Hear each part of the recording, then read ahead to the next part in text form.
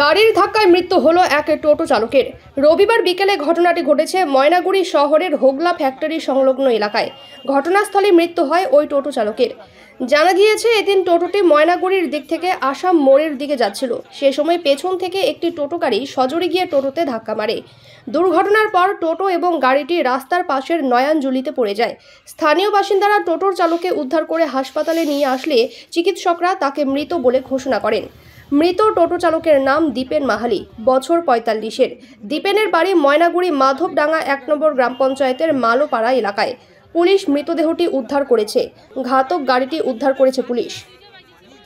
এখানে পাশেই ছিলাম লাহিড়ী ভবনে।